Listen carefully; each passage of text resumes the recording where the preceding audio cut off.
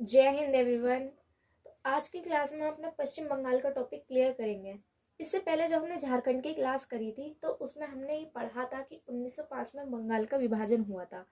जब अंग्रेज थे उन्होंने अपने फायदे के लिए 1905 में बंगाल का विभाजन कर दिया गया था और दो हिस्सों में बांट दिया था, पूर्वी बंगाल और पश्चिमी बंगाल। जो पश्चिमी बंगाल है वो अभी हमारा वर्तमान का पश्चिमी बंगाल है जो भारत में है, और जो पूर्वी बंगाल है ये वो बंगाल था जो अब बांग्लादेश है, जो अब एक नया देश है, अलग हमारा पड़ोसी देश है। हम अपना उस बंगाल का पार्ट कवर करते हैं जो हमारा है पश्चिमी बंगाल। पश्चिमी बंगाल का ये मैंने चित्र यहाँ पर बनाया है, नक्शा। पश्चिमी बंगाल का ये जो ऊपर का ये पतला रास्ता है इसे कहते हैं चिकन नेक। ये बहुत पतला रास्ता है, चिकन नेक बहुत पतला रास्ता है, बांग्लादेश से सटा हुआ है। कितना पतला रास्ता है आप इससे अंदाजा लगा सकते हैं कि ये रास्ता कुल इसकी चौड़ाई 17 किलोमीटर है। इतना पतला है, कुल 17 किलोमीटर है। इधर पश्चिम बंगाल है और इधर बांग्लादेश टच हो जाता है। मालदा दरार, ये चिकन नेक के दूसरी ओर नीचे को आएंगे तो ये भी पतला रास्ता है, लेकिन ये इतना पतला रास्ता नहीं है जितना चिकन नेक है। तो ये मालदा दरार का ये धसा हुआ क्षेत्र है जो कि मेघालय के पठार को छोटा नागपुर से अलग करता है। ये धसा हुआ क्षेत्र मेघालय के पठार को, इधर मेघालय के पठार को, इधर छोटा नागपुर इसके पठार से अलग करता है। पश्चिम बंगाल की एक फेमस जगह है, फेमस शहर है दार्जिलिंग। दार्जिलिंग की चाय बहुत फेमस है। दार्जिलिंग ऐसा तो एक पर्यटक क्षेत्र भी है, लेकिन दार्जिलिंग की चाय के लिए बहुत ज़्यादा जाना जाता है। 2004 में मैंने आपसे प्रीवियस क्लास में आप देखेंगे, अगर आप शुरू से चलते हुए आ रहे हैं क्लास के साथ, तो प्रीवियस क्लास में मैंने आपसे एक क्वेश्चन पूछा था कि सबसे पहले जीआई टैग किस प्रोडक्ट को मिला था, तो वो थी दार्जिलिंग की चाय। 2004 में दार्जिलिंग की चाय को पहला जीआई टैग मिला था। दार्जिलिंग से निकल कर आती है तीस्ता नदी जो बांग्लादेश की ओर चली जाती है, और ये पर्यटक क्षेत्र है।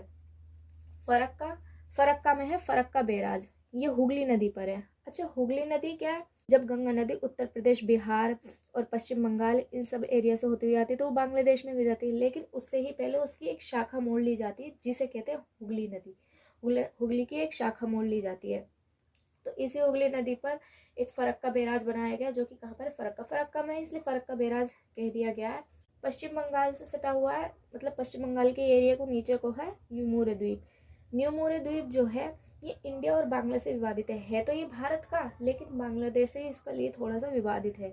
बांग्लादेश हमारा अच्छा पड़ोसी है, ऐसा नहीं है। हमारे रिलेशन जो चाइना और पाकिस्तान से लेकर बिगड़ते ही रहते हैं और अभी भी अच्छे नहीं हैं, बिगड़े हुए हैं। लेकिन नेपाल हो गया, बांग्लादेश हो गया, ये ऐसे एरिया, भूटान हो गया कि ये पड़ोसी देश है, इससे हमारे रिलेशंस अच्छे चल रहे हैं। लेकिन न्यू मोरेद्वीप जो भारत और बांग्लादेश के बीच में विवादित है। प्रश्न पूछ सकता है आपसे, क्वेश्चन कैसे पूछेगा कि न्यू मोरेद्वीप किन दो देशों के बीच में विवादित है? ऑप्शन में दे देगा भारत नेपाल, भारत पाकिस्तान, इस तरीके से दे देगा। पश्चिम बंगाल के एक शहर को, शांति निकेतन को तो आप जानते ही होंगे, बहुत फेमस है। फेमस क्यों है शांति निकेतन, क्यों फेमस है? रविन्द्रनाथ टैगोर। अब ये मत कहना रविन्द्रनाथ टैगोर के बारे में आप नहीं जानते। रविन्द्रनाथ टैगोर, जो हम अपना राष्ट्रीय गान गाते हैं जन गण मन, ये किसने लिखा था? इसके लेखक कौन थे? रविन्द्रनाथ टैगोर थे। एक और यहाँ से इम्पोर्टेंट पॉइंट याद करेंगे कि रविन्द्रनाथ टैगोर ने दो देशों के राष्ट्रीय गान लिखे थे, नेशनल एंथम दो देशों के लिखे थे। कैसे? अपना यहाँ का जनगण मन तो लिखा ही था, बांग्लादेश का अमार सोमार बांग्ला। देखिए, ये अलग देश बनने से पहले ये भारत का ही हिस्सा था।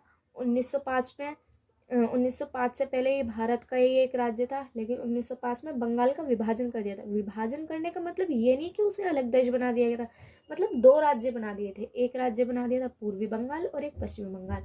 तो रविन्द्रनाथ टैगोर जो थे ये बंगाल से ही बिलोंग करते थे, बंगाली भाषा जानते होंगे। तो इन्होंने जो अपनी रचना की थी तो जनगण मन भी इन्होंने ही लिखा था, अमार सोमार बांग्ला भी इन्होंने ही लिखा था। जब इंदिरा गांधी के समय ये बांग्लादेश अलग राज्य बना था, अलग देश बना था, तब इन्होंने रविन्द्रनाथ टैगोर की इस कृति को अपने नेशनल एंथम के रूप में स्वीकार कर लिया था।